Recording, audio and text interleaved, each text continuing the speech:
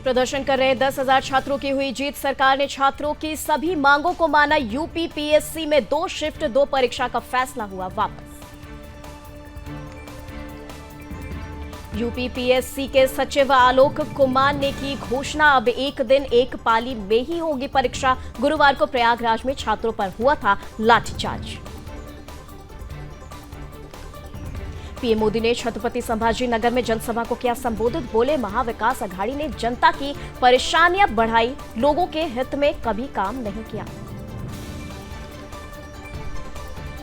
PM ने विपक्ष पर साधा निशाना। बोले, कांग्रेस सरकार बनाने के लिए विकास पर नहीं बंटवारे पर भरोसा करती है। कांग्रेस दलितों, पिछड़ों और आदिवासियों को आगे बढ़ने से रोकती है।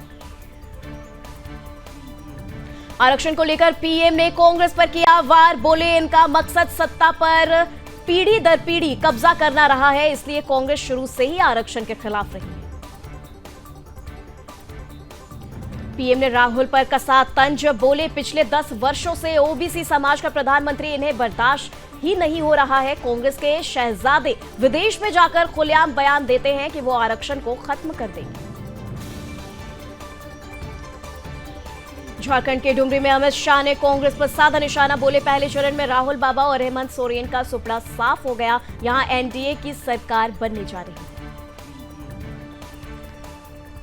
अमित शाह बोले, 23 नवंबर को हेमंत सोरेन एंड कंपनी विदाई ले रही है। राहुल बाबा को सोनिया जी ने 20 बार लॉन्च करने का प्रयास किया, मगर हर बार लॉन्चिंग फेल हो गई। झारखंड के साहिबगंज में हेमंत बिस्वा शर्मा ने किया रोड शो। एनडीए प्रत्याशियों के लिए मांगे वोट। यूपी उपचुनाव पर बोली डिंपल यादव, 9 की 9 सीटों पर होगी हमारी जीत। बीजेपी ने नहीं किया कोई विकास कार्य। धान केंद्र का उद्घाटन करने के बाद बोले छत्तीसगढ़ के सीएम विष्णुदेव साय, पूरे प्रदेश में धान खरीदी शुरू हो रही है। सरकार अच्छी व्यवस्था किसानों को देना चाहती है। पुलिस ने समरवता गांव से नरेश मीणा को किया गिरफ्तार। एसडीएम अमित चौधरी के साथ मारपीट करने का आरोप।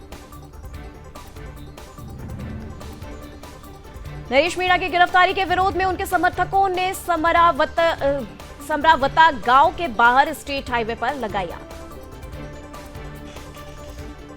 टोंक में भारी पुलिस बल तैनात। पुलिस ने समर्थकों द्वारा अवरुद्ध की गई सड़क को कराया खाली। कांग्रेस नेता अशोक गहलोत ने कहा, घटना दुर्भाग्यपूर्ण है। हम बार बार सरकार को कहते हैं कि सुशासन आप अच्छी दो ताकि जनता का भला।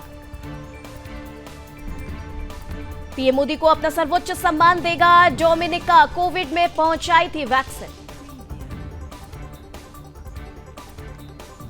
केंद्रीय मंत्री गिरिराज सिंह ने कहा, पश्चिम बंगाल हिंसा की राजधानी बन चुका है। एक खास समुदाय के लिए ही राज्य की सरकार काम करे।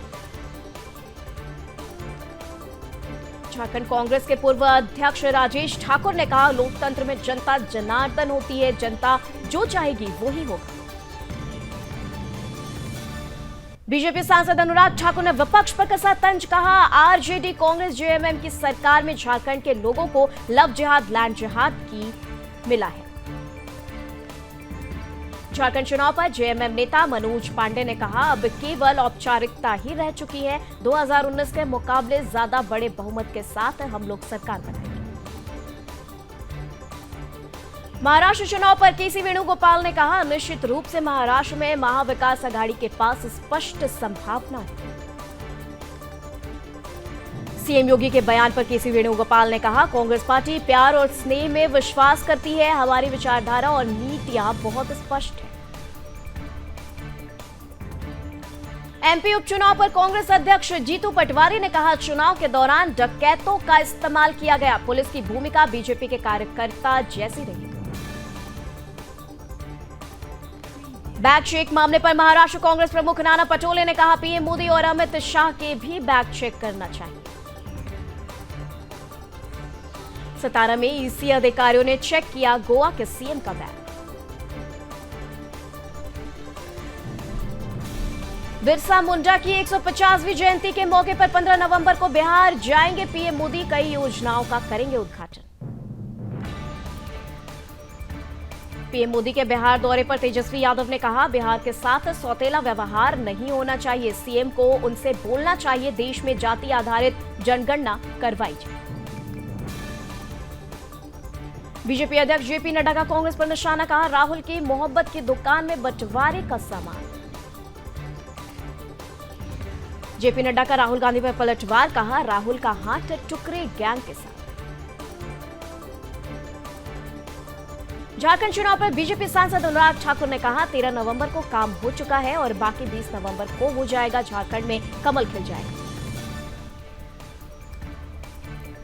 अमित शाह ने विपक्ष पर बोला हमला, कहा जम्मू कश्मीर में आर्टिकल 370 वापस नहीं आएगा, चाहे इंदिरा गांधी भी स्वर्ग से उतर आए।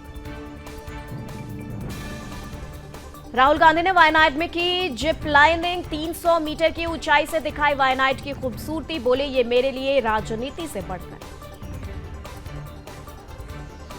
16 नवंबर से 3 देशों की यात्रा पर जाएंगे पीएम मोदी, ब्राजील, नाइजीरिया और गुयाना जाएंगे पीएम। G20 शिखर सम्मेलन में भी लेंगे हिस्सा, ब्राजील में वैश्विक महत्व के मुद्दों पर भारत का रुख सामने रखेंगे।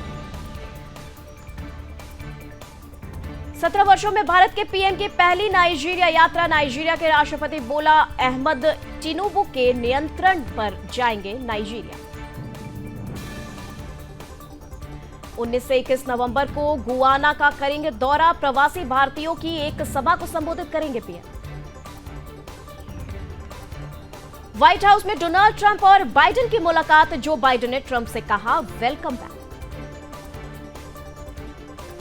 बाइडेन ने ट्रंप को जीत की बधाई दी, 4 साल बाद व्हाइट हाउस लौटे ट्रंप। ट्रंप ने मस्क और रामास्वामी को सरकार में शामिल किया, सरकार को सलाह देने वाला नया डिपार्टमेंट संभालेंगे। ट्रंप की जीत के बाद गर्भ निरोधक दवाओं की मांग बढ़ी, महिलाओं को अबॉर्शन राइट्स छीनने का डर, 1000% तक बढ़ी सेल।